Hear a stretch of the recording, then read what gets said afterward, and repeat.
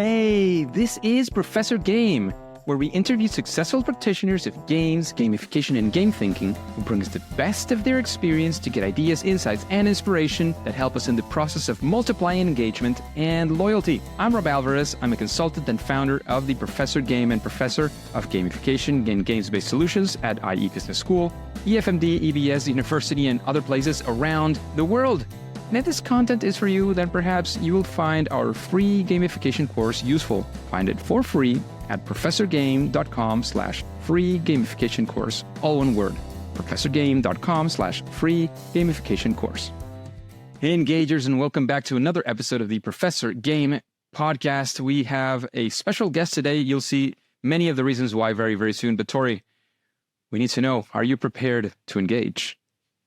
Very much so. Thanks for having me here, Rob. Delighted to have you here. Tori Olsson is an associate professor of history at the University of Tennessee, where he teaches and researches American history after the Civil War. He's the author of their new book, Red Dead's History, a video game, an obsession, and America's violent past, with Macmillan St. Martin's Press from August 2024. And he uses the fictional content of the Red Dead Redemption games to explore the real dilemmas of violence in American history. And he's, of course, a long-time gamer and believer that games can help teach us big things. So, probably that's one of the big headlines as well here, right? Red Dead Redemption. But is there anything you want to make sure that we know before we dive into the regular content, so to speak, in the podcast? Yeah. I think that video games are so powerful in teaching us so many kinds of things, but history is very much one of them. And I think there's too many stereotypes of history as being associated with old, dusty books and, kind of boring memorization of names and dates. And that is so not history. History is this crazy, dramatic, living, breathing thing that we can learn in so many ways. And for me, learning and teaching via video games is not just fun, but really, really emotionally impactful and, generates a lot of enthusiasm among my students and hopefully readers as well. So I'm just excited to talk about all the details. So Tori, engagers, you may have heard of this before, I'm not sure, but during my school and high school years, I was the opposite of a history lover. Like, the way they taught me history, and I'm not blaming my teachers because they all did exactly the same. So that was sort of the method, right? What they were teaching us, and I'm at this point, this is 2024, I'm 39 years old. What they were teaching us is to memorize dates and to memorize specific events and to memorize where the rivers were at, where this or that battle happened. And that was, or which president came after which, and of course, in which year. That was what history used to be about. I realized not long after that there were other ways of seeing history, and that history was more than a collection of, dates and names, right? That you could, all these stories, you could live them a bit and they could be very, very exciting. So I agree with you entirely that history can be something else, but I wouldn't put the blame on sort of collective intelligence in that sense. It's literally, it's been pushed down on us in the worst ways. At least in my generation, I'm from Venezuela, that's what happened to me. And I've heard many other people having similar experiences. I literally, that was one of the worst subjects for me. That in biology, right. I'm not sure why. I never liked it, never enjoyed it. I would have never become a doctor because of that probably. But history was like so boring, and I had to memorize things, and I hate it, just memorizing things for the sake of it, because I knew I would forget the day after. You don't understand the purpose. Like, what's this all lead to? And, in a lot of countries, history is often taught in such a way to make good patriots, to make people proud of their country, to make them, perhaps willing to lay down their life for that country. It was an exercise in, nationalism and patriotism. And having grown up in the United States primarily, I can say this is very much true, right? That the sort of punchline of every historical story was how the United States was uniquely great among the nations of the world. And I'm not trying to say that the United States is not exceptional in some ways, but sometimes that punchline is not correct. Sometimes there's elements of any nation's history that don't look all that attractive or all that sort of satisfying and rewarding. But we should also acknowledge and dive into that history, not just the sort of backpatting, feel-good moments in a nation's past, because then if we only focus on that, we erase a lot of what actually happened in the, generations behind us. I agree with you. However, if at least that would have been achieved through the looking of the history in my generation, I would even say, I think that would have served us at least a little bit better than what we got. I mean, today many things have changed as well, many things have improved, but that view of just simply rote memorizing was literally the worst I can think of that it could be, honestly. Right. Like, it was you have the to single give worst. you have to give people a framework to hang stuff on, right? You have to give them a reason to care. And I think that's where video games can come in, because they can give you that sort of emotional attachment and hook that'll kind of convince you to be interested. But sometimes knowing a few dates is necessary, but it's much more necessary once you it's much more easy to memorize it if you actually care about what this all means. No, and you find a sequence in a story and all that. But anyways, we'll dive into a lot more of this for sure. I just wanted to know very quickly, like, what is being Tori nowadays feel like? What are you doing on a day-to-day basis? What's your regular, I don't know if routines or not, that depends on the individual, but if we were to follow you around for a while, what would it be like? Yeah, well, you'd find me teaching, you'd find me writing, and you'd find me playing video games because all those things really come together in creative ways, for me at least. So, I'm a professor at a large research university in the United States, and my primary undertaking here is to write books. That's really mainly what I'm hired for, which I enjoy doing greatly. And then as a secondary responsibility here, I teach classes both at the undergraduate and graduate level. And until 4 years ago, video games was not part of my daily routine. It was part of my high school routine back in the 1990s, some 25 years ago. But only in the last 4 years, only since the COVID-19 pandemic, have I really integrated video games really closely into my teaching and writing. And there's really a single video game that allowed me to begin this experiment, and that was Red Dead Redemption 2, this historical video game that's set in 1899, which came out back in 2018. It's about to celebrate its 6th birthday, actually, but still widely beloved, despite being now, 6 years old. And early in the pandemic, I played Red Dead 2 and really just picked it up for fun. It was not for professional reasons. I just heard the game had great graphics and very interesting storytelling, both of which were very true. But I kind of came for the graphics and stayed for the history because, I'm a professional historian who's trained in precisely the time period that is captured in Red Dead Redemption 2. And though, of course, the game is fictional, and though, of course, the game, its primary mission is not to teach history, it's to entertain you, right? It's an entertainment commercial blockbuster more than anything. I was really surprised while playing this game how frequently the game would gesture towards some of the biggest dilemmas in American history in the sort of 1880s, 1890s, 1900s time period.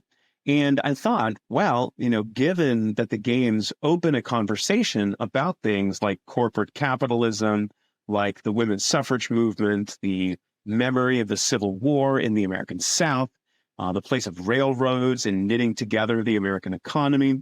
If the game touches on this stuff, it never fully explains them. But since it touches on them, what if I were to use this in the classroom as a way to get students excited about learning American history?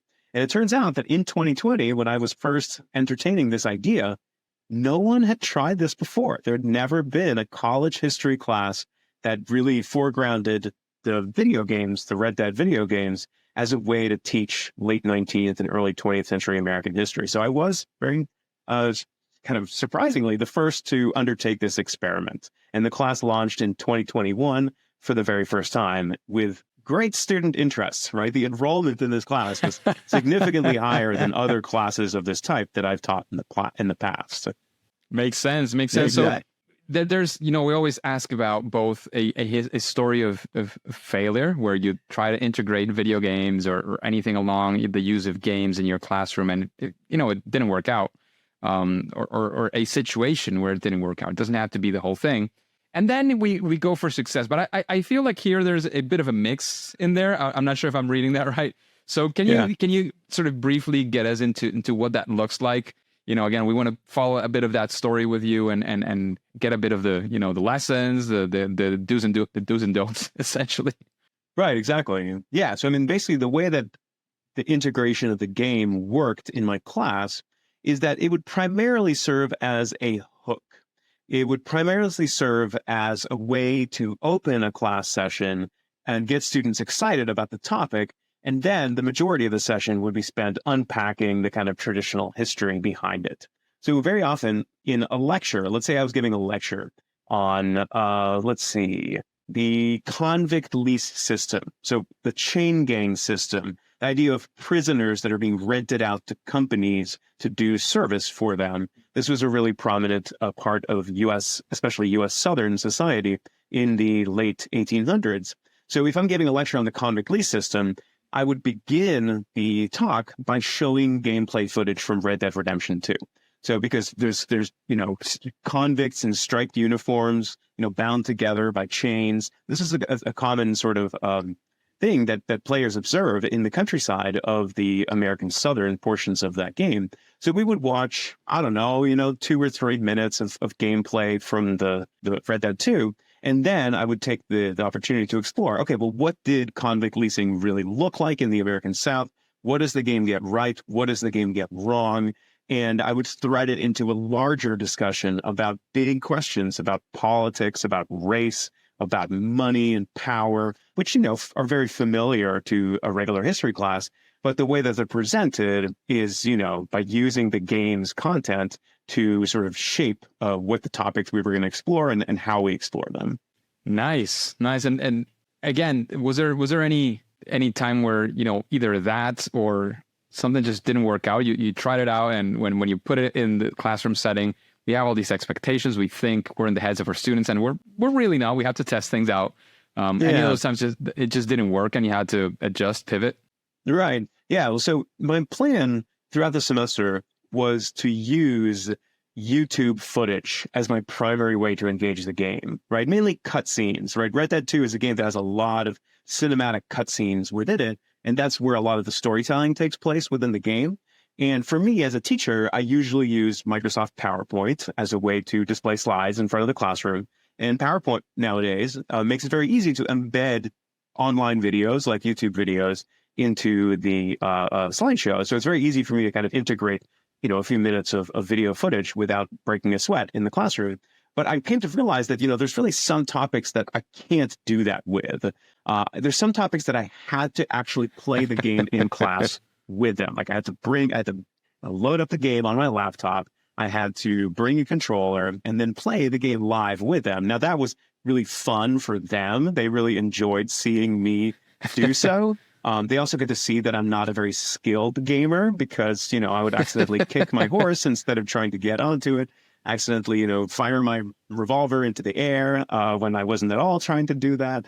But it did, playing with them got to explore some questions that YouTube videos couldn't get at. For example, I was really interested in the kind of major city in the game, which is called Saint Denis.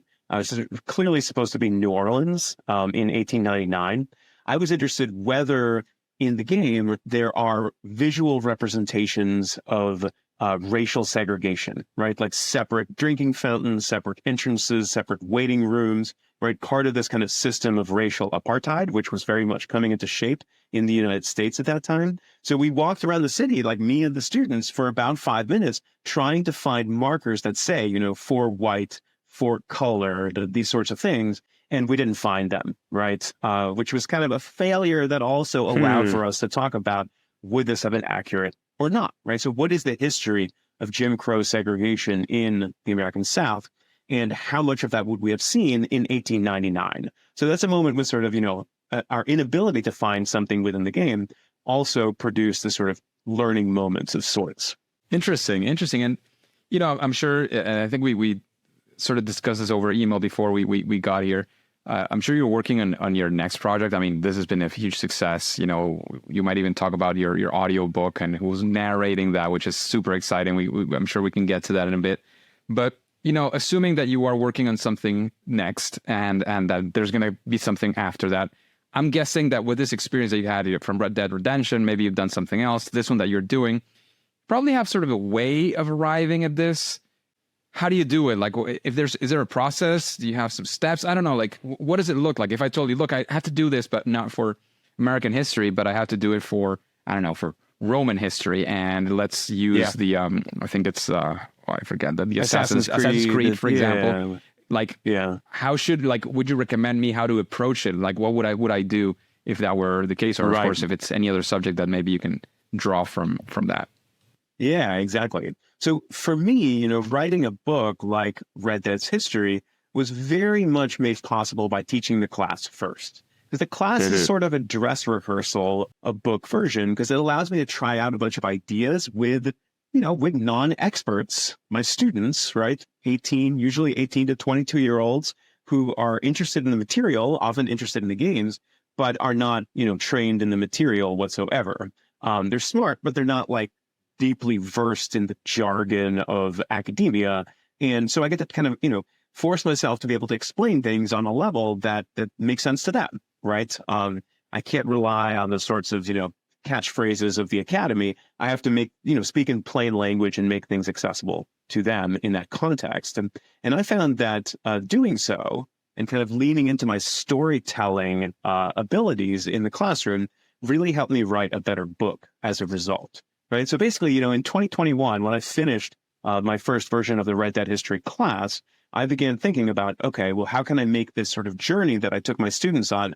How can I make it accessible and, engaging to wider audiences beyond just the University of Tennessee where I teach? And I knew that a book could be the way to do so. So I began working on this book. And then, right, as you mentioned, Rob, the book just came out last month. And it's interesting. It's sort of there's a full circle effect because, you know, this book started as oral lectures of my own in the classroom, and now it's being primarily consumed orally as well because more folks are listening to the book rather than reading it. There's lots of folks reading it too, but I do think the statistics show that more people are listening to the audiobook version of Red Dead's history. And part of that has to do with the narrator, right? The choice of narrator that we got to line up for this, which is Roger Clark.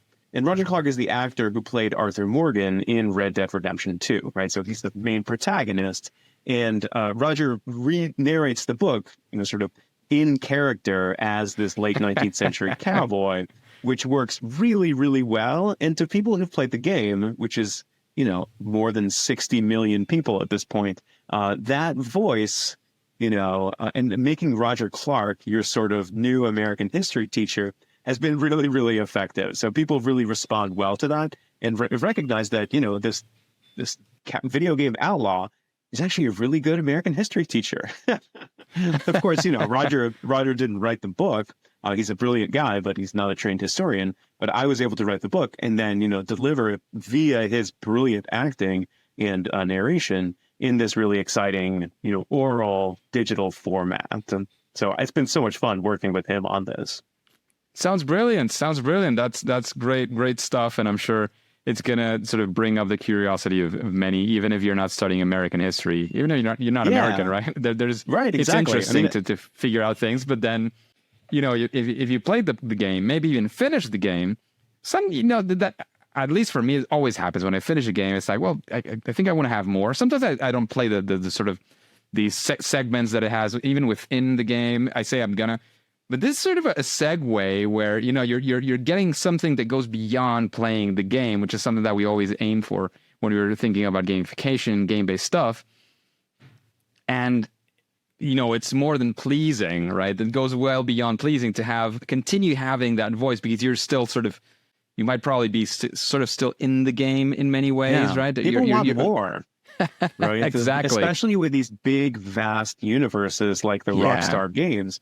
Many people finish with a sense of, you know, disappointment that like, oh, there's not more to dive into. And while my book is not a video game, I don't pretend that it is, it can help fulfill the sort of urges to use the game to learn bigger things.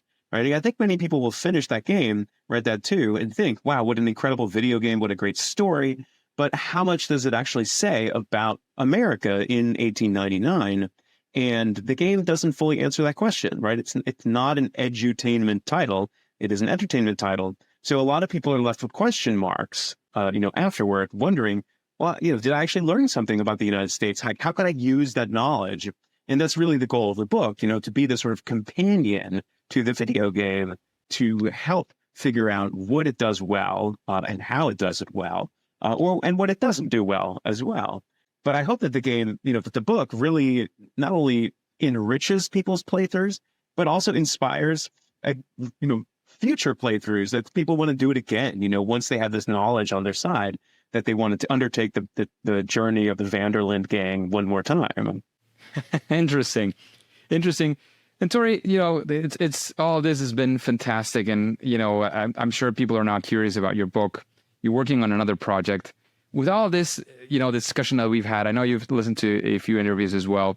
Is there anybody that comes to your mind that you say, well, I'd be curious to listen to this person answering these questions, sort of a future guest for Professor Game? Is there somebody that comes to your mind in that sense? Yeah, that's a great question. One of the writers, so when I was writing this book, I was looking for models of other people who are writing smart stuff about video games, because there's a sense that, gamers don't read. There's a stereotype that gamers don't read, and it's really not true. There's certainly some gamers that don't read, but there's a lot that really love reading too and see it as a sort of, a companion to gaming rather than a sort of replacement for it. And in thinking through this, I was looking for models of other writers who do a very good job with this. And I would say that my favorite so far is Jason Schreier. Jason Schreier is a journalist for Bloomberg and writes about video games for them. And he's also written a number of really interesting books about the history of the video game industry.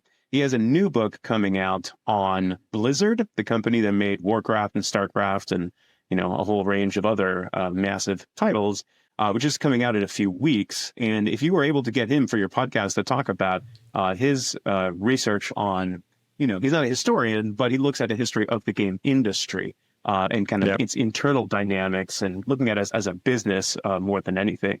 So yeah, Jason does really, really great work. Cool. Sounds like a very interesting one. Definitely.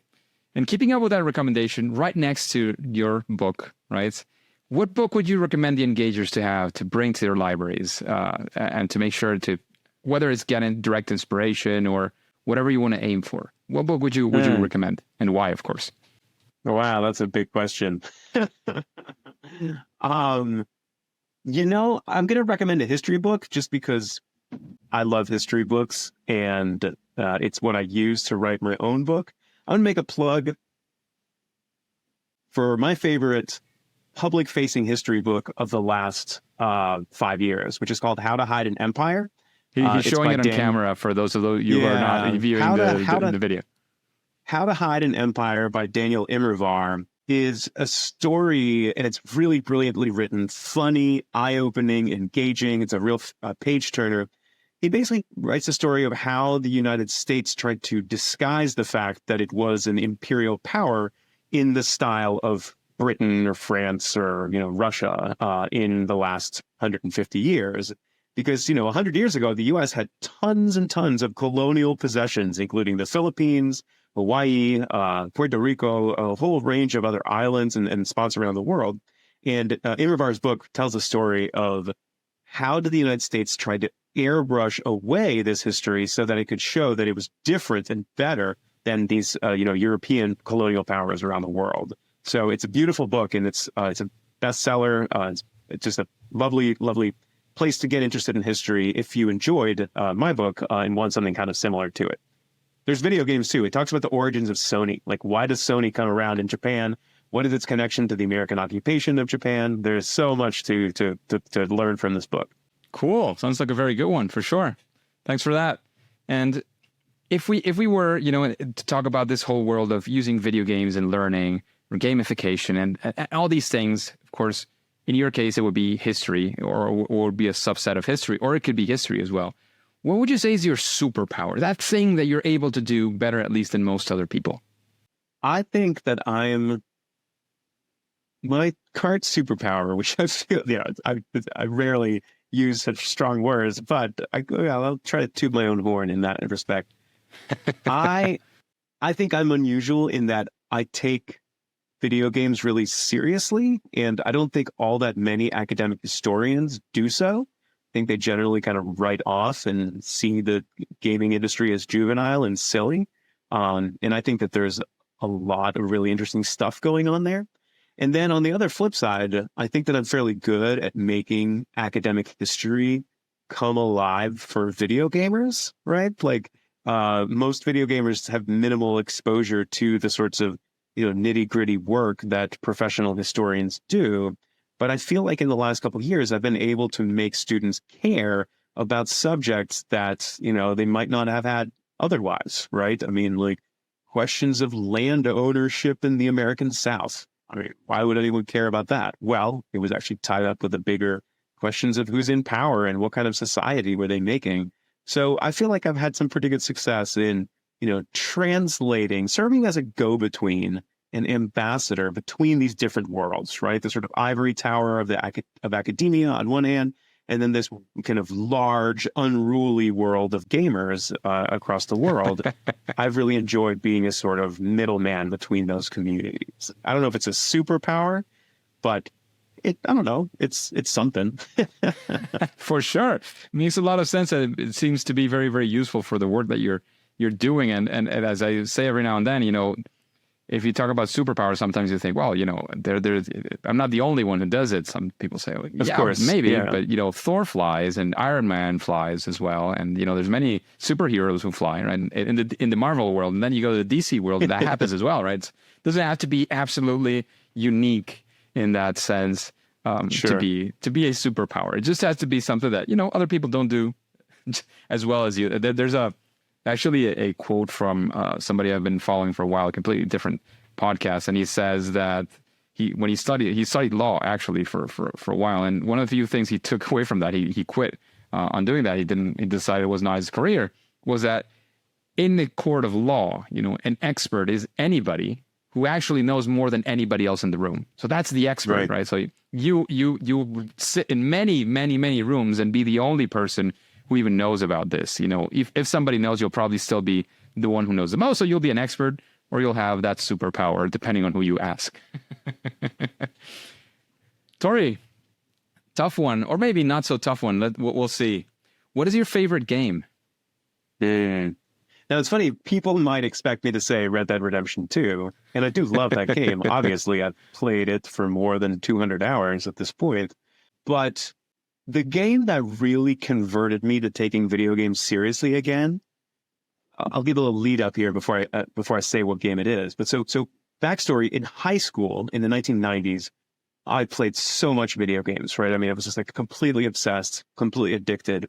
But then when I got to university, I quit. And I really quit for like 20 years. And throughout the first 2 decades of the 21st century, I was really not playing games. I was studying, I was reading books, I was, doing other stuff. But when the pandemic hit, I bought a new gaming PC and decided to kind of dip my toes back into the water. And it was really one game that fundamentally convinced me that video games are a totally different thing now than they were when I was a kid. There was one game that really opened my eyes as to the levels of nuance and subtlety and humanity that a game could showcase. And drumroll, that game, the first game that I played in the pandemic before Red Dead Redemption 2, was The Witcher 3. The Witcher 3, it's now on the top 10 best-selling games of all time. It's made by a Polish studio called CD Projekt Red. Absolutely unbelievable masterpiece of a game, and just, really blew my mind as to the levels of complexity that could be possible in a video game when it came to storytelling and acting and, and world building. And it was really on the heels of that game that I picked up Red Dead 2, because Witcher 3 convinced me, wow, open world games, they're the way to go.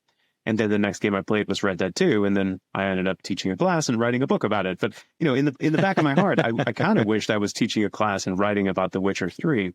but I'm not an expert at either medieval Eastern European history or dragons or anything like that. So I don't know how I would approach that one. For me, Red Dead was a much easier fit. But yeah, that's my favorite game as of the moment. What about you? They're like it's hard to pick a single one. Where you ask or when you ask. Many people tell me this, and I said, yeah, but you have to narrow it down. And I get why I have to push for that, because it's really difficult to narrow it down. But from the perspective you brought in, I would definitely say that from the same people who did Red Dead Redemption, I got back into gaming through my PS4 with Grand Theft Auto 5. I got it came with the PS4 that I got. I hadn't played, like you said that, and it's like literally at the university I almost quit. Like I wouldn't say I quit, like quit smoking, right? That if you grab a single smoke, you're back on it. I didn't fully, I every now and then I did play. I did get invited to play Nintendo 64 when it was already an oldie by some friends, and they did that every Friday, I think it was. So I did occasionally do that, but I didn't, I had a console at home. I played, almost every day, if not every single day. It was different. In that sense, it changed.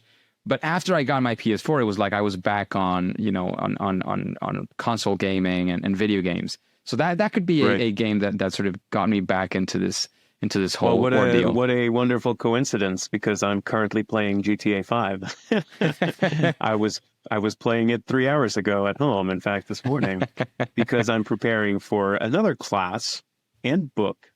This one, which will use the Grand Theft Auto series as a window to understanding the transformation of the United States in the past 50 years. And so I'm envisioning a book called Grand Theft America, how the GTA video games can help us understand a divided and unequal nation.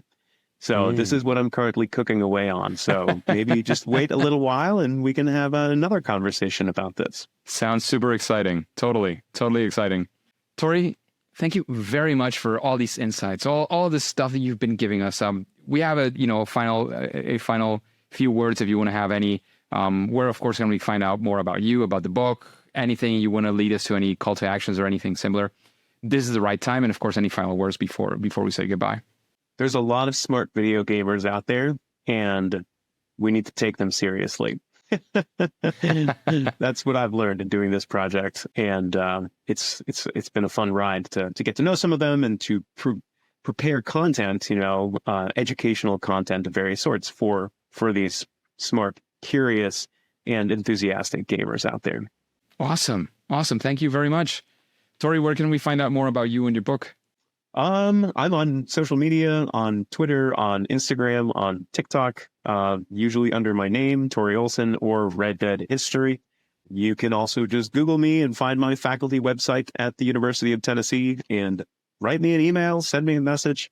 I'm more than happy to exchange ideas and talk to other folks doing similar kinds of work. Awesome. Thank you very much once again, Tori. Thank you, Engagers, for being here, for listening to this, for your comments, your ideas, anything you're looking forward to. However, Tori and Engagers, at least for now and for today, it is time to say that it's game over.